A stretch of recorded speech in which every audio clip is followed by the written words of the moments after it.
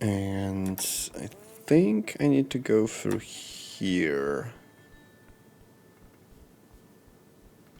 Oh yeah, I think I've already done this one, right? Imposing tree. Oh no, I did. Okay. Nature is reaching tall and deep. These roots go below the city, nay, even below the river. Alright. Look up at the branches above. The wind causes the leaves to dance. Wait, between the branches, high above. Is that a hole in the bark? A hollow, just wide enough for you to stick your hand inside. Something glimmers up there, treasure in a bird's nest. You have a feeling this could end really badly. Then again, risk and reward, right? It could cause great physical harm if you fell from that height, and heights are scary. The branches shudder in a sudden gust. Alright, let's climb the tree. You grab onto the trunk. Pressing your entire body against the rough bark, you slowly make your way upwards. No, get down. I mean, I would like to at least grab change my inventory. I wonder if I can try that again.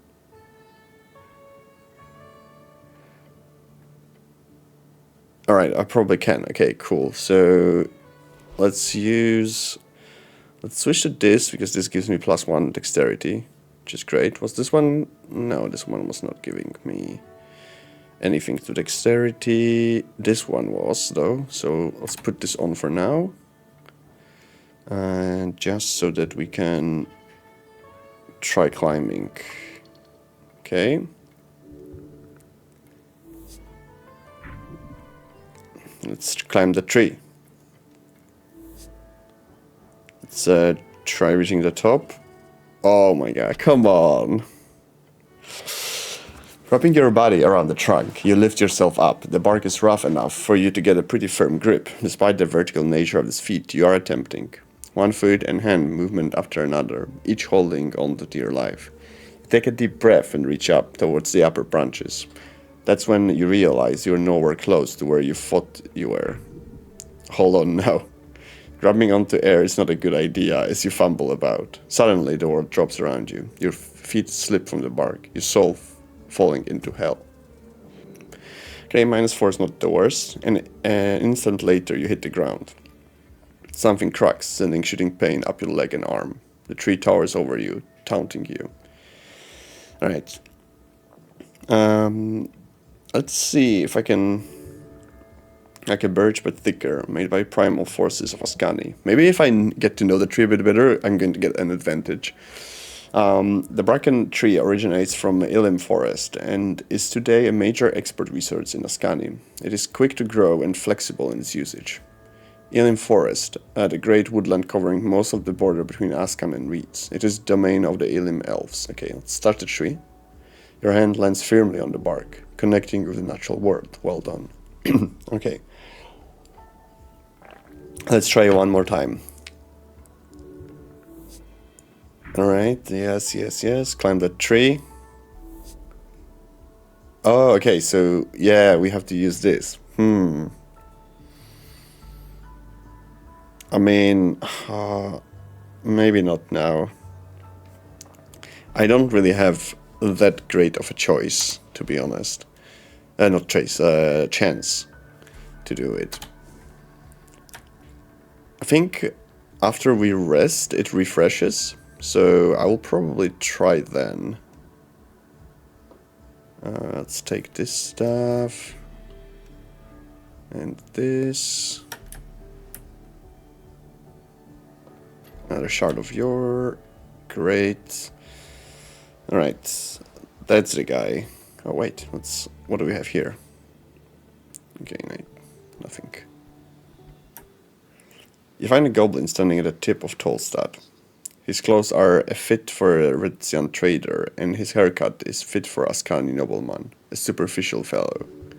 Behind him a vast view of the mouth of River Torna. Let me guess, you are the cleric. Taking you for granted, this goblin needs to learn humility. Yes, I am the cleric, that's me. He nods, looking tired and annoyed. There's no denying it now, you are a cleric, okay? I'm Snell, runner and handler of the HWBT. Old lady's been waiting for you. This old lady must be the new chieftain, the matriarch of the tribe. Greet the goblin kindly. This is the beginning of a great cultural cooperation and exchange. Squat down, hello goblin. Alright, old lady. The lady of below, the dragon of Tolstad. Lady Sageleaf. She's been waiting for your cleric. The halfway bridge tribe. He seems surprised to have explained it to you. Alright, alright, I'm from the local government. I know, we don't get Urfgard here often, especially clerics. Right, you were expecting me. Sure was, still are, so... The goblin looks around, clearly struggling to find the right words. Sleep deprived? Exasperated, more like. Okay, right. Head down to the garden throne, but he waves his claw towards you. What's all this? You look like a human shit. You've been floating around in the banks of the river. Your uniforms shows it. He is making a playful job, don't worry about it. The Gal, you should teach him a lesson. I died and was reborn. Now that's, he says pointing at you, that's a good excuse. He laughs and motions down the stairs. Just dust yourself off. The dragon's waiting, and trust me, you don't want to disappoint her. Even further. Tell me more about her. Sure, for starters, she's the most powerful woman in Norvik. And considering there was an explosion yesterday right in the middle of her territory, I think it's about time you do your damn job, cleric. Is she spooky? Yeah, real scary. Insult her and she'll bite your head off. Then she'll scorch your corpse to dust. He laughs and crosses his arms. Ah, but seriously, she'll fuck you up if you annoy her. Not a jest. Alright. Lead me to her. Good, but just to make it perfectly clear, some ground rules. Don't say anything stupid. Don't climb the trees. Stay away from the edges and he grins, showing off his polished fangs. Enjoy the garden, cleric. Alright. He is nervous. That makes you nervous. Your body trembles. Tell her what she wants to hear and you'll be fine. You look out over the river. The cold Ascani wind seeps through the cracks of your helmet. Alright? Let's go. Oh, what can we find here? Oh. It's a cool dwarven graffiti. Alright. Who's that, though?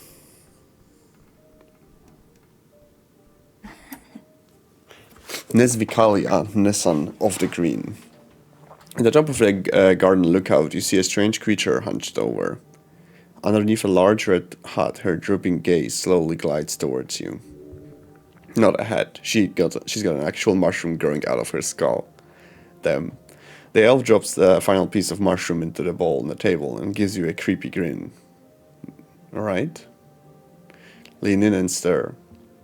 Slowly, and in an appropriately dramatic fashion, she widens her eyes to reveal piercing red pupils, and her grin widens even more somehow. Her expression leaves your legs weak, and not in a good way. Oh gods, she's trouble, she's real trouble. Just look at the side of her head, look at those ears, white hair, ashen hue, and those eyes. An elf, aren't they rare? Elves don't hang out around in Norvik a lot, they usually stay away from lesser folk. But look at her. This is no elf of Elim. This is one of those dark elves. Let's just glare at her. You hear a guttural chuckle leave her lips. A man delves into the garden. His sight is sets on a mysterious billow. Are you that man? Am I that man? More or less. She's just being dramatic. Yeah, man. I'm somewhere between yes and no. Yes, okay. Oh, a man. Man's man. Exotic. The elf stammers? Or is that an idiolect? The elf does not as much stammer as she tastes some words more than the others. She turns around, her red eyes glimmering beyond the mist of spores. Nesvikala of the Green. Call me Nasan. I am underling to Hierophant Ophidana. Of course, a druid. Druid, a primal spellcaster of imbalance, keeping actors across and below the coast, known to commune with flora and fauna. As you look in her eyes, you can feel it. She communes with nature itself on the regular. You're a druid. She just gives you a goofy smile. I don't see how I can prove as such more than I currently do. She points to her head mushroom. There is indeed not many folk sitting around pretending to be mushrooms in the bushes. Otherwise, the city would be even stranger. I spend my days handling primal forces, that which grows and decays. Do you know much of it? No, do you? It's about nature spirits, right? Like warlockism. Spirits do inhabit all living things. Although compared to making a deal with some fiend, I can promise you trees are much more austere.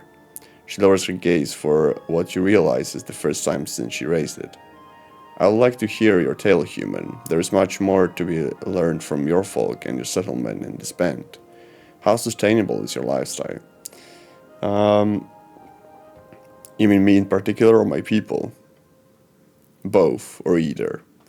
She presses down a mushroom in her bowl, sending a puff of spores into the air. Sustainable. How do you replenish the resources you consume? And if you do not, how many years until depletion? I'm supposed to know that. You want an answer now, if you have it. But there is no stress. I do not mean an exact number of hours or even years until you run out of natural resources, just an approximation, and perhaps a toll of the impact on others in your vicinity. Alright, the elf speaks of the realm. How long until your ways of life collapses? To keep one balanced with the primal forces of the land is the only just way to live. Oh gods, you're focusing too much on the question. Instead, focus on what she wants to hear. What was the question again?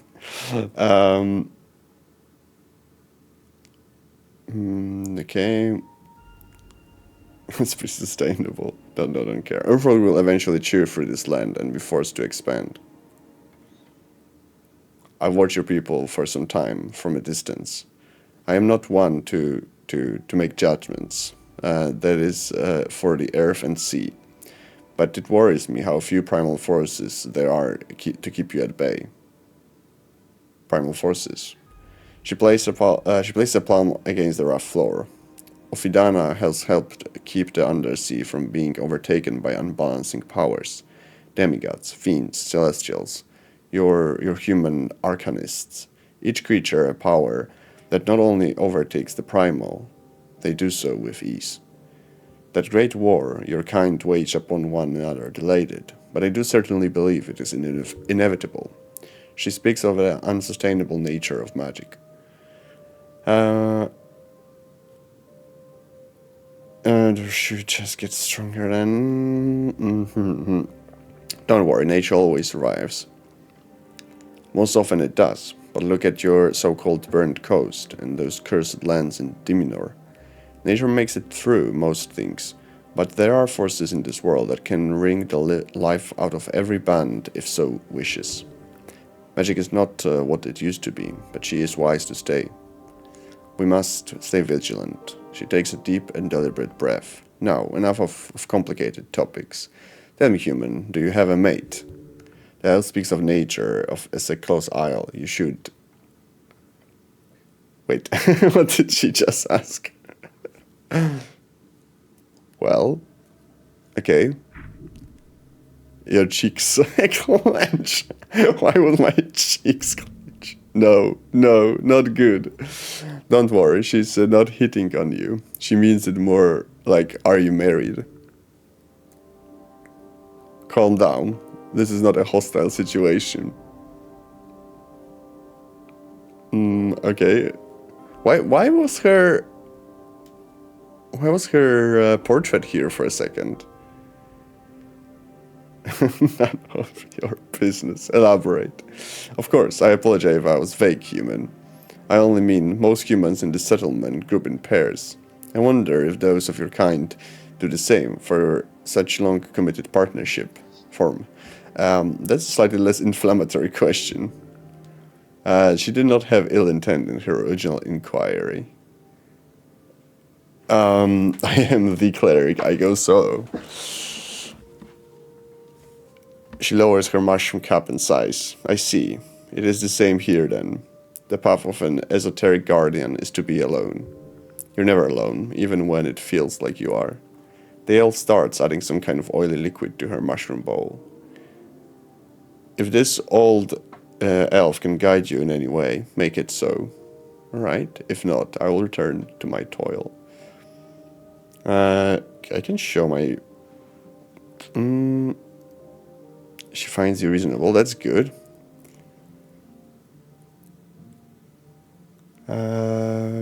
Let's try... I have +6, so... Hell yeah.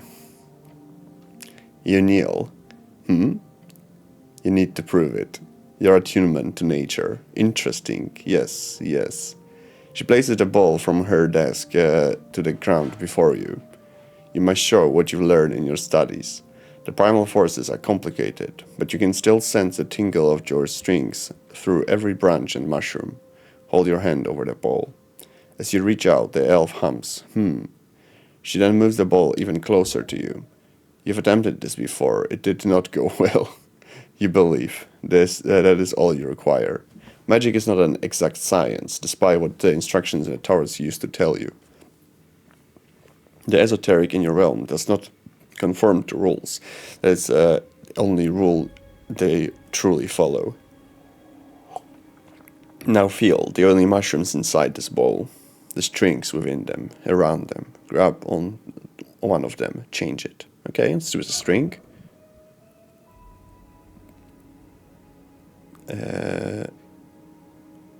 Okay. At first, nothing. Then a twinge. Whatever you touch it is connected with the spores, the growth, the decay. You did little, but you did something. The elf nods. What did I do? You ruined my brew. It's fine, listen. Why can't I just listen? I meant to do that. Oh, whoops. She laughs. Because the fungi in the bowl to change acidity, it's subtle, but it's there. You perform an act of druidcraft, human. Right? Of course, I'm a natural. You are, aren't you? Nessan grabs the balls and pours the mushy mushroom onto the ground. The contents reel before you. I made a mushroom come to life. She looks up, reassuring you. No, they are supposed to move like this. You did not perform that big of an esoteric feat. Not yet, at least. She chuckles and puts the ball back on her desk. Perhaps you can be one human I share knowledge with, if that is what you wish. I love plants. Give her a thumbs up.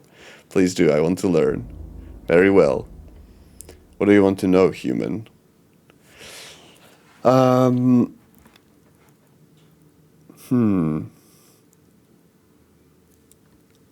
want to learn how to speak with animals. That shouldn't be too hard. Alright, nice. Here, a spell scroll to get you started. Speak with animals. The first level divination spell grants you the ability to comprehend and verbally communicate with beasts. Those conversations can be surprisingly insightful. Right? Cast it when you have an animal to speak with, and you should be able to hold a conversation as long as you can keep up. Right? What is druidcraft really? I would call it the most useful path of communication with nature. It can be used for many things, but for you, I would suggest focusing on the basics. Use it to move peacefully through the roots, and to show your balanced nature to those primal spirits who roam below. Right? Can druids create magical food, perhaps? Certainly. There is a spell that would be very useful for you since you are on the run all the time. A good apple. It creates 5 apples. Each can feed a grown man for a full day. Apples. I don't have that spell scroll, sorry. But I do seem to remember I handed one to Mungor. She might keep one in the roots of poo. Okay. The bugbear, right? Yes, yes indeed. How wonderful. She really needs more socializing down there. Such a lovely woman. Quite the bite on her. What is she implying? I think I know.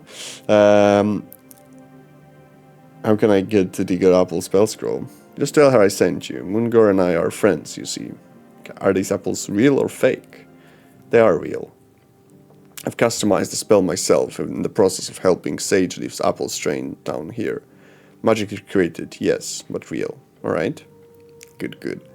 Can nature protect me? Of course, with bark skin. I do have a spell scroll of it, but it's down in the roots below the garden. If you pass by, take it. I keep a cache hidden underneath Lord Pooh. Pooh? A cute nickname. She giggles. We have a password. Just say Minun Sekisas Booney, and he will open right up. You can have the other stuff inside as well, since Ageleaf wants you to succeed. What does that mean? Flattery of the highest kind. She gives you a creepy smile. Just give the password and he will grant you access. Alright? So what are those primal forces? Nature. Heffair says it's self-explanatory. That includes, but is not limited to, elements, life, anything that grows really. It is that which exists at the core of all. But even after alterations, it remains within. Generally speaking, a clam of ore will be more primal than a forged blade. In short, the primal emerges from natural energies. Not following, not interested either. Alright, so what differs primal from arcane and divine? She squints and stares at you for a while. The answer to that could be many. I would lean towards saying that they differ in only origin. But that origin makes all the difference in the world. How do you mean? I do not know. It is like forces that flow through your strings. Some flow from divine sources, some flow from natural, primal sources. While the arcane, it is more like plucking those strings themselves, editing the rules, something like that. She gives you a slow nod. Alright. Thank you. What do you know about the tea shop? Only what the roots whispered to me. The elf leans closer, twisting her head to the side. You must delve deep, human. Something rotten happened that day. The green quakes. They fear what's to come. They whisper. Okay? Oh,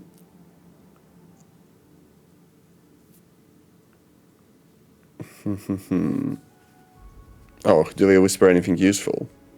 She leans back and lets out a resigned sign. You do not speak with the trees often, do you? You should stop and listen more often. Insane behavior. So you were here when it exploded? No, I was much further below. Okay, and what did the goblins whisper about?